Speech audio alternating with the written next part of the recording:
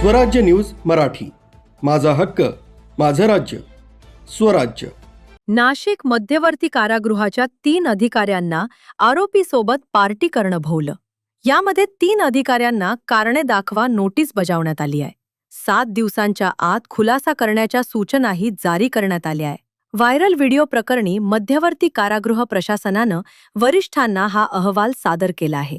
3ही तुरुंग अधिकाऱ्यांवर कर्तव्यात कसूर केल्याचं ठपका ठेवण्यात आलाय. नाशिक मध्यवर्ती कारागृहातील 3 तुरुंग अधिकाऱ्यांची आता चौकशी सुरू करण्यात आलेली आहे. फसवणुकीमधील एका जामिनावर मुक्त केलेल्या आरोपीसोबत त्यांनी शासकीय निवासस्थानामध्ये पार्टी केल्याचा व्हिडिओ सोशल मीडियावर व्हायरल झाला आणि या प्रकरणी हिरालाल भामरे, जगदीश धुमणे आणि अशोक मलवाड या 3 अधिकाऱ्यांची आता विभाग अंतर्गत चौकशी सुरू झालेली आहे.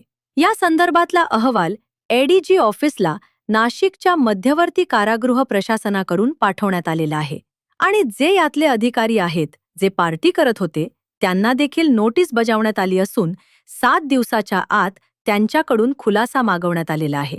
त्याचबरोबर महाराष्ट्र कारागृह नियमावली आणि नागरी सेवा शिस्त आणि अपील अंतर्गत ही पुढची कारवाई केली जाणार आहे. मात्र एखाद्या तरी कारणाने नाशिकचे मध्यवर्ती कारागृह हे कायम चर्चेत असतं.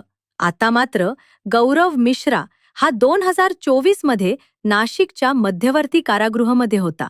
त्याला 21 नोव्हेंबर 2024 ला जामीन मंजूर झालेला होता. या मधल्या कालावधीमध्ये हा आरोपी आणि त्याचबरोबर अधिकारी हे एकमेकांच्या संपर्कात आले आणि हा संपर्क इतका वाढला की अधिकाऱ्यांना थेट आरोपीसोबत पार्टी करावं वाटलं. आता या चौकशीमध्ये नेमकं काय समोर येत, या अधिकाऱ्यांवर काय कारवाई होते हे बघणं तेवढंच महत्त्वाचं आहे. ब्युरो रिपोर्ट, स्वाती शेलार, स्वराज्य न्यूज मराठी, नाशिक.